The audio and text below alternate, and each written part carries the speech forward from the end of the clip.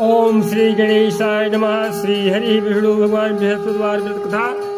एक नगर में एक बड़ा व्यापारी रहा करता था। वह जहाज से माल लदवा करके दूसरे देशों को जाया करता था और खुद भी जहाजों के साथ दूर देशों में जाया करता था। इस तरह से वह खूब धन कमा करके लाता था। उसकी गृहस्थी खूब मजे से चल रही थी। तो वह दान पुण्य भी खूब जी खोल कर करता था, परंतु उसकी इस दान पुण्य से उसकी पत्नी तंग आ चुकी थी। उसको बिल्कुल भी पसंद नहीं था। वह किसी को एक दमड़ी भी दे करके खुश नहीं थी।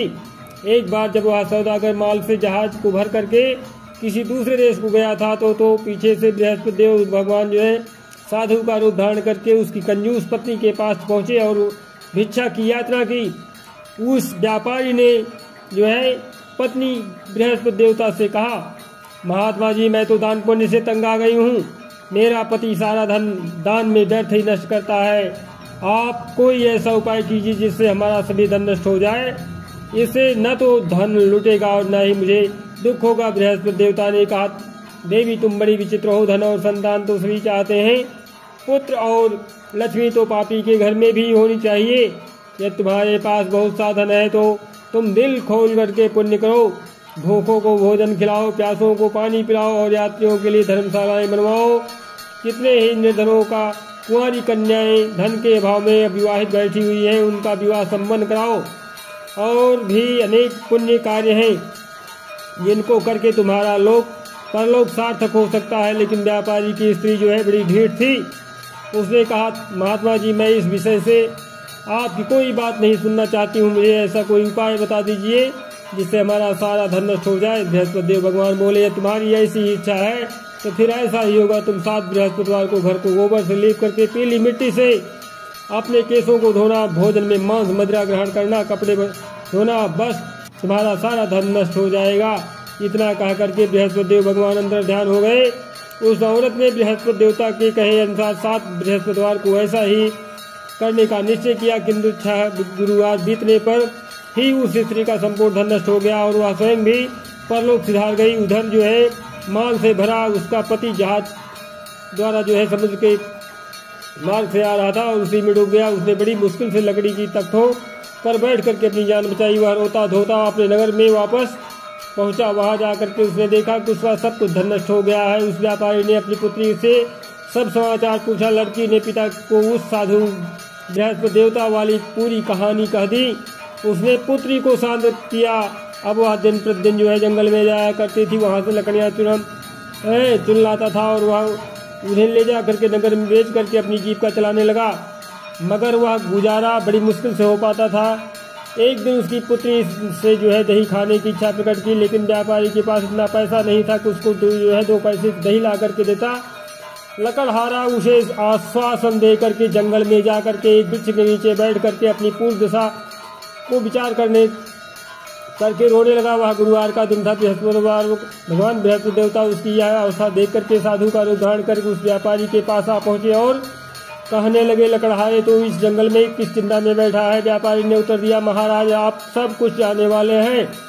इतना कह करके उसने आर्द्रकंड द्वारा और भीगी आंखों से बृहस्पति देवता को अपनी आप बीती हुई कहानी सुना दिया। बृहस्पति देवता भगवान कहते हैं, कहे भाई, तुम्हारी पत्नी गुरुवार के दिन जो है भगवान का अपमान किया था, इसी कारण तुम्हारा हाल हुआ है। तुम्हारा सब कुछ धन नष्ट हो गया, लेकिन तुम अब किसी प्रकार की कोई चिंता ना करो। भगवान तुम्हें पहले से अधिक धनवान कर देंगे। तुम मेरे कहे अनुसार गुरुवार के दिन बृहस्पति का पाठ किया करो। 2 पैसे के चने और मुनक्का मंगवा करके जल के लोटे में थोड़ी सी शक्कर डाल करके वह अमृत प्रसाद परिवार के सब सदस्यों को तथा सुनने वालों को बांट दो और खुद भी अमृत पान किया करो तथा प्रसाद खाया करो, तो भगवान तुम्हारी सब मनोकामनाएं पूरी करेंगे। साधु को प्रसन्न देख करके उस व्यापारी ने कहा, महाराज, मुझे लकड़ियों में से इतना पैसा नहीं मिलता है कि मैं 2 पैसे की दही ला करके अपनी इकलौती कन्या को खिला सकूं। उसको मैं हर रोज जो है झूठा आश्वासन दे करके टालता रहता हूँ। बृहस्पति भगवान बोले कि भक्त नाराज, तुम ना चिंता करो, ना नाराज हो। आगामी अगले गुरुवार को बृहस्पतिवार को तुम शहर में लकड़ियां बेचने के लिए जाना। तुमको उस दिन जो है लकड़ियों के 4 पैसे अधिक मिल जाएगी, जिसमें से तुम 2 पैसे का दही ला करके अपनी पुत्री को खिलाना और 2 पैसे का मुनक्का और चना ला करके गुरुवार के दिन जो है देवता की कथा करना। जल में जरा सा शक्कर चीनी डाल करके अमृत बनाना और कथा का प्रसाद जो है सब में बांट देना और खुद भी खाना, तुम्हारे सब काम सिद्ध हो जाएंगे। इतना कह करके बृहस्पति देवता अंतर ध्यान हो गए। गुरुवार के दिन उस व्यापारी ने जंगल में से लकड़ियाँ इकट्ठी की और शहर में बेचने के लिए गया। उसको जो है उस दिन 4 पैसे अधिक मिले, जिनमें से 2 पैसे की दही ला करके उसने अपनी लड़की को दिया और 2 पैसे के चने और मुनक्का ला करके अमृत बना करके प्रसाद बांटा और प्रेम से खाया। उसी दिन से उसकी सब कठिनाइयाँ दूर हो गई। परंतु अगले बृहस्पतिवार को बृहस्पतिवार का व्रत करना भूल गया और कथा सुनना भूल गया। शुक्रवार को उस नगर के राजा ने आज्ञा दी कि कल मैंने एक बहुत बड़े यज्ञ का आयोजन करवाया है, इसलिए जो है कोई भी व्यक्ति अपने घर पर में अग्नि नहीं जलाएगा और चूल्हा नहीं जलाएगा, कोई कुछ नहीं पकाएगा। समस्त जनता मेरे यहाँ आकर के भोजन करेगी। इस आदेश की अवहेलना करेगा तो उसे सूली पर लटका दिया जाएगा। राजा की आज्ञा अनुसार अगले दिन जो है सब लोग राजा के महल में भोजन करने गए, लेकिन वह व्यापारी और उसकी लड़की जो है दोनों तनिक विलम्ब से पहुंचे। इतना एवं राजा ने उन दोनों को अपने महल में के अंदर ले जाकर के भोजन करवाया। जब वह पिता पुत्री भोजन करके वापस आ गए तो महारानी की दृष्टि जो है उस खूंटी पर पड़ी, जिस पर जो है उसका नौलखा हार लटका हुआ था। उस खूंटी पर अब हार नहीं था। महारानी को विश्वास हो गया कि उसका हार लकड़हारा और उसकी लड़की खेले गए हैं। फौरन सिपाहियों को बुलवा करके दोनों बाप बेटी को कैद करवा करके जेल खाने में डाल दिया। कैद खाने में पड़ करके बाप बेटी दोनों अत्यंत ही दुखी हुए। वहाँ इन्होंने बृहस्पति देवता का स्मरण किया। बृहस्पति देवता वहीं प्रकट हो गए और व्यापारी से कहने लगे, महाराज भक्तराज, तुम पिछले सप्ताह बृहस्पति देवता की कथा करना भूल गए थे, इसलिए तुम्हारा यह हाल हो गया है। परंतु तुम किसी प्रकार की कोई चिंता न करो, बृहस्पति देवता जो है प्रसन्न हो जाएंगे। बृहस्पतिवार के दिन कैद खाने के दरवाजे पर तुम्हें 2 पैसे पड़े मिलेंगे, तुम उसे पैसे उठा करके चने और मुनक्का मंगवा लेना और फिर विधिपूर्वक से बृहस्पति देवता का पूजन करना और कथा करना, तुम्हारे सभी कष्ट दूर हो जाएंगे। बृहस्पतिवार के दिन उस व्यापारी को जेल के मुख्य द्वार के पास जो है 2 पैसे पड़े हुए मिले। बाहर सड़क पर एक स्त्री जा रही थी। व्यापारी ने उसे बुला करके कहा कि बाजार से उसे 2 पैसे के मुनक्का और चना ला करके दे दीजिए ताकि मैं बृहस्पति देवता का कथा कर सकूं। इस पर जो है उस स्त्री ने कहा, मैं अपनी बहू के लिए कपड़े सिलवाने जा रही हूँ, मैं बृहस्पति भगवान को क्या जानूँ। इतना कह करके वह औरत वहाँ से चली गई। थोड़ी देर बाद वहाँ से एक और स्त्री निकली। व्यापारी ने उस स्त्री को बुलवा करके प्रार्थना की, बहन, तुम मुझे बाजार से 2 पैसे का चना और मुनक्का ला कर दे दो, मुझे बृहस्पति देवता की कथा करनी है। वह स्त्री जो है बृहस्पति देवता का नाम सुनकर के बोली, बलिहारी जाऊँ, वीर भगवान के नाम पर मैं तुम्हें अभी मुनक्का और चना ला करके देती हूँ। मेरी इकलौता बेटा मर गया है, मैं उसके लिए कफन लेने जा रही थी, मगर अब जो है पहले तुम्हारा काम करूँगी, उसके बाद बेटे के लिए कफन लाऊंगी।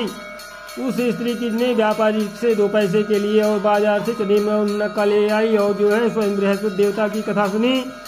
कथा समाप्त होने के बाद स्त्री और अपने पुत्र के लिए कफन लेकर के अपने घर को रवाना हुई तो देखा कि लोग जो है उसके बेटे की लाश को जो है राम नाम सत्य है कहते हुए शमशान की ओर ले जा रहे थे। उस स्त्री ने उन लोगों से कहा, भाई मुझे जो है अपने लाडले का मुख देख लेने दो। लोगों ने अर्थी को जमीन पर रख दिया। तब उस स्त्री ने जो है अपने मृत पुत्र के मुख में प्रसाद और अमृत डाला। प्रसाद और अमृत के मुख में पड़ने से के साथ ही उसका पुत्र उठ बैठा और अपनी माता को गले से लगाकर मिला। दूसरी स्त्री जिसने जो है बृहस्पति देवता का निरादर किया था, तो जब वो अपने पुत्र के विवाह के लिए जो है कपड़े लेकर के वापस लौटी और उसका पुत्र जो है घोड़ी पर बैठ करके बारात में निकला तो घोड़ी ने ऐसी छलांग मारी कि वह जमीन पर आ गिरा तथा बुरी तरह से घायल हो गया और कुछ ही क्षणों के पश्चात जो है मर गया। तब वह स्त्री रो रो करके बृहस्पति देवता से कहने लगी कि हे देव, मेरा अपराध क्षमा करो, मेरे अपराध क्षमा करो।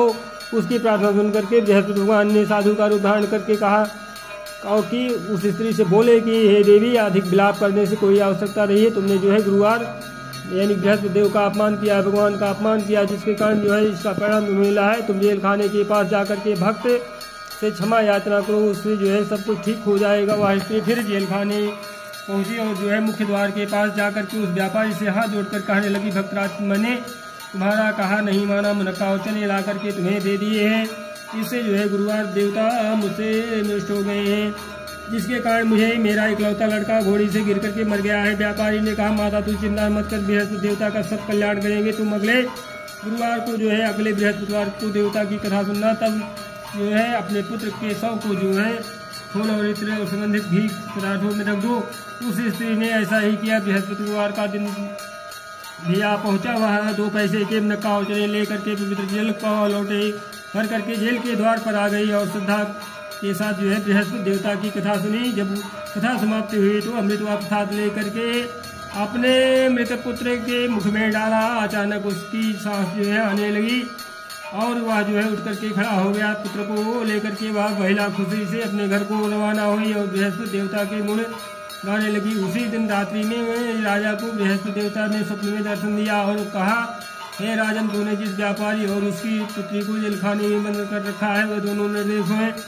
अब दिन निकलने के साथ ही दोनों को जेल से रिहा कर दे और तेरी रानी का नौलखा हार उसी खूंटी पर लटका मिल जाएगा। दिन निकला तो रानी ने अपना हार खूंटी पर लटका देखा। राजा ने उस व्यापारी को जेल से रिहा करके अपने अपराध के लिए उससे क्षमा मांगी और उसको जो है अपना आधा राज्य दे करके तथा उसकी लड़की का उच्च कुल में विवाह कर दहेज में हीरे जवाहरात दिए। बृहस्पति देवता ऐसे ही हैं जैसे जिसकी मनोकामना पूर्ण होती है उसकी मनोकामना पूर्ण करते हैं। इस व्रत को करने से जो है व्यक्ति रोग मुक्त हो और धनवान हो जाता है, निपुत्र पुत्रवान होता है, यश व ऐश्वर्य की वृद्धि होती है, जीवन सुखमय होता है, मन की चिंताएं जो है दूर हो जाती हैं। जो कोई श्रद्धा और प्रेम से बृहस्पति भगवान की कथा पढ़ता है और दूसरों को सुनाता है उसकी समस्त इच्छाएं मनोकामनाएं पूर्ण हो जाती हैं। बोले बृहस्पति भगवान की जय। प्रथम कथा संपूर्ण हुई। जय जय भगवान बृहस्पति।